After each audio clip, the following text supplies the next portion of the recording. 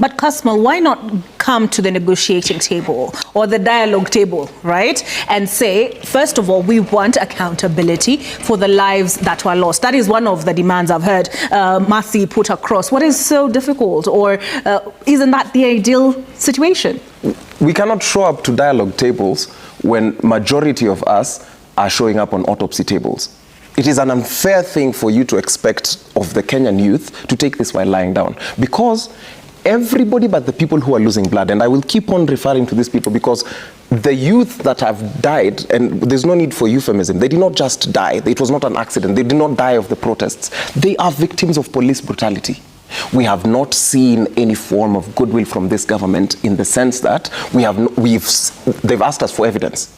We have shown photos, we have shown videographic evidence, because they told us that they do not have CCTV footage of the people who went into parliament. We have shown different angles and the way the fences were already down by the time people were getting in. Who did you show this? These things are in public domain. Just the same way they can find youth. You've run stories here of people being abducted, right?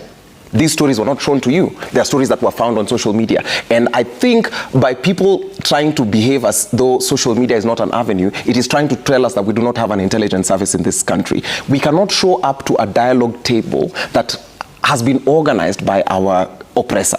We will not show up to a place where there is... So who do you want to organize it? Again, we do not want dialogue. Our demands have been very simple. They do not need conversation, they only need action. If I say, for example, crack a war on graft, why do you still need to call me and ask me, what is this about? If I say, give us IDs, do not give us IDs at exorbitant fees, give us IDs at 100 shillings and we don't want them to expire. Why do we need a dialogue for that? If we say, reconstitute IEBC, we still want to call us to a table. When we say, okay, let the police not kill us. Fair point. But did you listen to the president's speech? Was it on Wednesday? Yes. And he outlined several measures, in addition to measures he had announced prior. And he did talk about accountability for the lives lost and for those who've been injured across the board, even the businesses which were looted, right? He did talk about compensation. He talked about amendments to the Evidence Act that would enable corruption to be addressed, or rather to be corruption cases to be concluded within 6 months. He talked about enhancing witness protection as well as incentivizing whistleblowers. So he says, I have done my bit, give me time. This is the same government that is talking to us about witness protection as if we do not know what it has done in the past? Is this the same government that is promising us a war on graft as though we do not know their dealings of the past and their dealings currently?